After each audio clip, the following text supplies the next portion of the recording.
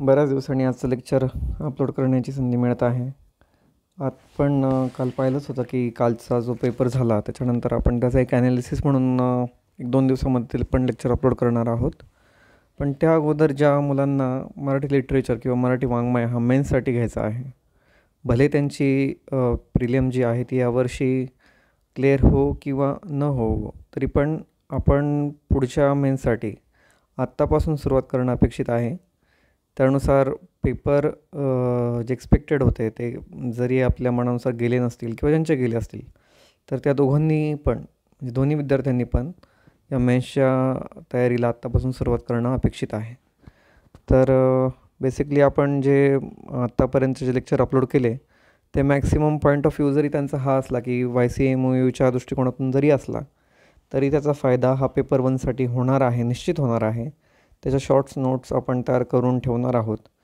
तर आता कुठल्या पण एक्झामचा दृष्टिकोन कसा असला पाहिजे, म्हणजे तुम्ही तयारी सुरू करताना कोणत्या अनुषंगाने तयारी केली पाहिजे, तर बेसिकली त्याचा पहिल्यांदा तुमच्याकडे सिलेबस असणं गरजेचं आहे. ठीक आहे, सिलेबसची कॉपी प्रत्येकाच्या जवळ ठेवा. 2 नंबरला तुमचं काय पाहिजे, तर तुमच्याकडं प्रिव्हियसचे PYQ सगळे डोळ्यासमोर तुमच्या हवेत. ह्या 2 गोष्टी बेसिक आहेत. ह्या 2 गोष्टी जोपर्यंत तुमच्या डोळ्यासमोर नसतील तोपर्यंत तुम्ही प्रिपरेशन सुरू करणं म्हणजे फक्त भिंतीवर हात मारण्यासारखं आहे.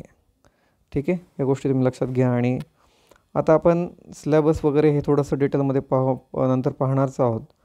पण UPSCचा जो 2025चा मराठी लिटरेचरचा जो पेपर आहे मराठी वाङ्मयाचा, त्याचा पेपर 1.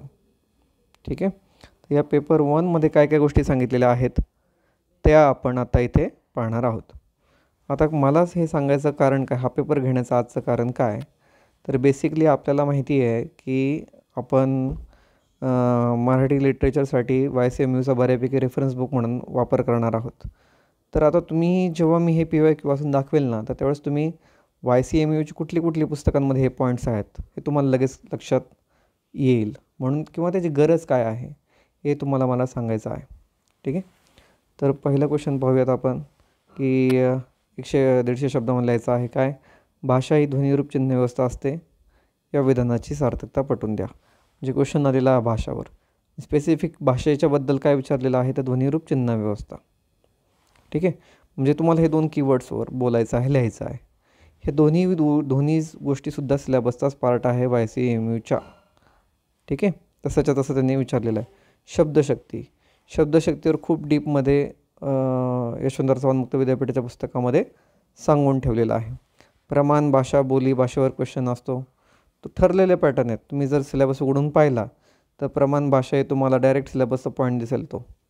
ठीक आहे, भाषेचे महत्त्व म्हणजे हे 2 कीवर्ड्स आहेत तिथे. प्रमाण भाषा म्हणजे काय सांगायचं आहे ते सांगून प्लस ॲडिशनली भाषेचं महत्त्व सांगायचं आहे.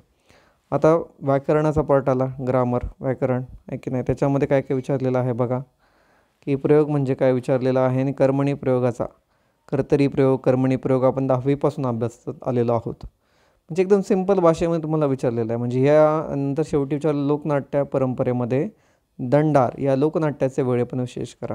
आता लोकनाट्य जे आहे ना, हा सुद्धा तुमच्या सिलेबसचा पॉईंट आहे. ठीक आहे, या सिलेबसचा तुमचा पॉईंट आहे लोकनाट्य. मग लोकनाट्यामध्ये देखील कुठले प्रकार येतात, कुठल्या परंपरा येतात, तर त्या परंपरामधला एक तरी क्वेश्चन म्हणजे सांगायचं काय हे तुम्हाला केव्हा सगळं लिहिता येऊ शकतं, जेव्हा तुम्हाला सिलेबस व्यवस्थितपणे माहिती असेल, जेव्हा तुम्ही PYQचा अभ्यास व्यवस्थित केलेला असेल त्यावेळी. ठीक आहे, ओके, हे झालं क्वेश्चन 1चं. आता आपण येऊया क्वेश्चन 2कडे. क्वेश्चन 2मध्ये काय सांगितलेलं आहे बघा, परत भाषा. आणि यावेळेस भाषेचं काय विचारलं त्यांनी लक्ष नाही विचारले, सिलेबसच्या पॉईंटच्या धोरण आहे, एकही पॉईंट सिलेबसच्या बाहेर. दुसरं काय, मराठीतील विविध बोली भाषा कोणत्या आहेत ते सांगून बोलींचे सामाजिक आणि वाङ्मयीन महत्त्व. म्हणजे आता मग अशी प्रमाण भाषेवर क्वेश्चन होता, दुसऱ्या क्वेश्चनमध्ये आता विचारलेला आहे बोली भाषेवर, आणि त्याचे परत सामाजिक महत्त्व सांगायचं आहे, वाङ्मयीन महत्त्व सांगायचं आहे. म्हणजे सामाजिक दृष्टिकोनातून ती बोली भाषा कशा विकसित झाल्या, त्याच्यात समाजावर कसा इम्पॅक्ट झाला, किंवा भाषेचा इम्पॅक्ट समाजावर कसा झाला आणि समाजाचा इम्पॅक्ट भाषेवर कसा झाला, या दोन्ही पॉईंट ऑफ व्ह्यूने तुम्हाला आन्सर लिहायचा आहे. वाङ्मयीन दृष्टिकोनातून म्हणजे काय, तर बोली भाषेमधलं किंवा बोली भाषेचा उपयोग हा कित्येक साहित्य प्रकारांमध्ये जसाच्या तसा केला गेला आहे. उदाहरणार्थ काय, तर कित्येक कादंबऱ्यांमध्ये त्या बोली भाषेचा पात्रांच्या संवादामध्ये वापर केला जातो. तर हे वाङ्मयीन महत्त्वामध्ये मग त्याचं उदाहरण एखादं द्यायचं आणि त्याचं उत्तर तुम्ही लिहू शकताय. आता मराठी लोकगीतांमधून प्रकट होणाऱ्या स्त्रीमनाच्या भावविश्वाचे बेसिकली परत क्वेश्चन काय आहे, लोकगीत. ठीक आहे, हा पण सिलेबसचा पॉईंट आहे आणि त्याच्यातलं तुम्हाला स्पेसिफिकली सांगायचं आहे कीवर्ड स्त्रीमनाचा भावविश्व. ठीक आहे, याच्याबद्दल तुम्हाला बोलायचं आहे. आता एक क्वेश्चन 3मध्ये काय मी जस्ट ओव्हरलुक करतो आहे. आपण याच्यातले कोणते क्वेश्चन किती लिहायचे असतात हे तुम्हाला मी नंतर सांगेल. पुढील प्रश्नांची उत्तरे लिहा. लोकरंगभूमीची संकेत व्यवस्था साधार स्पष्ट करा. लोकरंगभूमीची काय विचारले, स्पेसिफिकली संकेत व्यवस्था. हा सुद्धा पॉईंट यशवंतराव चव्हाण मुक्त विद्यापीठाच्या पुस्तकांमध्ये आहे. इथे ॲडिशनल तुम्हाला सांगितलं आहे साधार म्हणजे एक्झाम्पल देऊन सांगा तुम्ही. ठीक आहे. दुसरं आहे डेलहाइम्स यांनी सांगितलेलं कम्युटेटिव्ह कॉम्पिटन्स म्हणजे संदेश वहनात्मक क्षमता यांचे स्वरूप स्पष्ट करा. आता तुम्हाला हे माहीत असो किंवा नसो, पण तुम्हाला हे जर कीवर्ड कळाले ना तर तुम्ही त्याचं उत्तर सहजपणे लिहू शकता. ठीक आहे. आता परत विभक्तीचे प्रकार सांगून द्वितीया चतुर्थी विभक्तीचे प्रत्यक्षार्थ वर्णन विवरण करा हे असं सांगितले. क्वेश्चन 4 अभ्यस्त शब्द म्हणजे काय ते सांगून अभ्यस्त शब्दाच्या प्रकारांचा परामर्श घ्या. डांगी परत डांगी बोलीभाषा, गुजरातीची बोलीभाषा या संदर्भात झालेल्या वादाची साधार मीमांसा करा. यादव कलन मराठी भाषेची वैशिष्ट्ये उदाहरणासह विशद करा. ठीक आहे. अभ्यस्त शब्द म्हणजे हे जे पॉईंट्स आहेत हे तुम्हाला त्यांनी विचारलेले आहेत. ओके, तर तुम्हाला आता पेपर स्वरूप लक्षात आलेलं असेल. ठीक आहे. त्याच्यानंतर आता पुढचा सेक्शन बी पाहूया. सेक्शन ए झालं. सेक्शन बीमध्ये काय विचारलं आहे बघा. सेक्शन बीमध्ये स्पेसिफिकली जे विचारलं आहे त्याच्यामध्ये काय, श्री गोविंद प्रभू चरित्राच्या आधारे माहीम भटाच्या लेखनशैलीची वैशिष्ट्ये सांगा.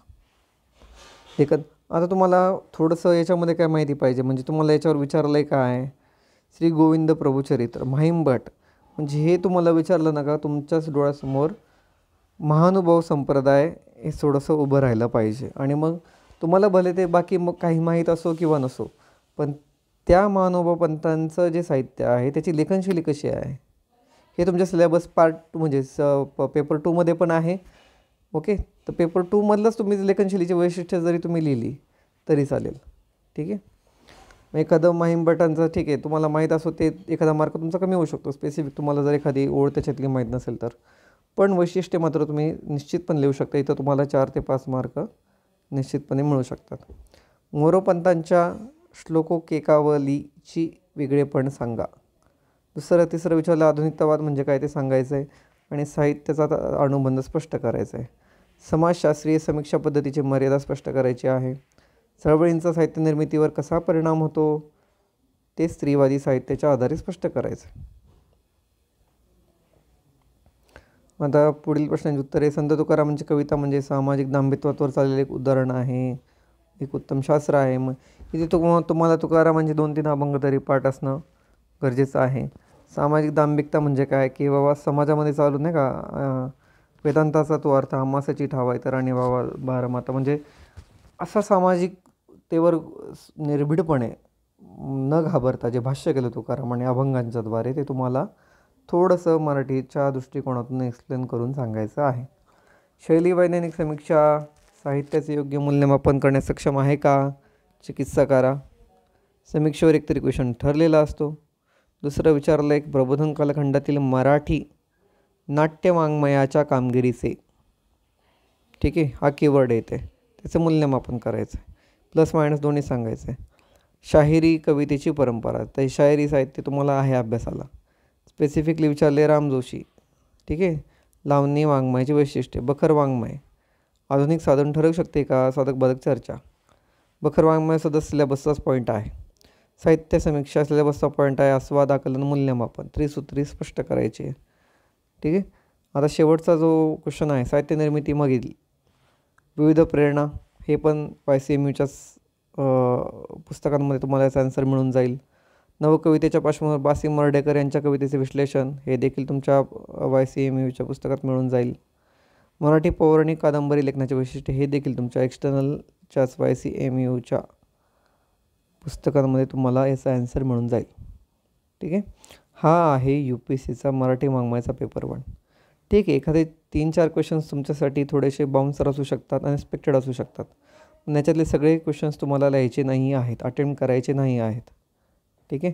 त्याचं स्वरूप कसं असतं, काय असतं, याचं आपण पुढच्या लेक्चरमध्ये पाहणार आहोत. यासाठी तुम्हाला एक रेफरन्स म्हणून हे लेक्चर मी आता अपलोड करत आहे. तुमच्या काही शंका असतील तर तुम्ही कमेंट बॉक्समध्ये खाली मेन्शन करू शकताय. आणि राहिलं MPSCच्या पेपरचं एक्सप्लेनेशन, ते मी पुढच्या लेक्चरला अपलोड करेल. मला सांगण्याचा उद्देश काय आहे की तुम्ही MPSCचा UPSCचा बाऊ करू नका. लकीली दोन्ही एक्झामचा पॅटर्न सेम झालेला असल्यामुळे आपल्याला दोन्हीचा अभ्यास सायमल्टेनियसली करणं आता इथून पुढे इझी जाणार आहे. ठीक आहे. सुरुवातीच्या काळात कॉम्पिटिशन डिस्क्रिप्टिव्हमध्ये खूप लिमिटेड असणार आहे. त्याच्यामुळे जे लोक आत्ता BA MA करत आहेत त्यांच्यासाठी सुवर्णसंधी आहे, समजून घ्या आणि लवकरात लवकर अभ्यासाला लागा.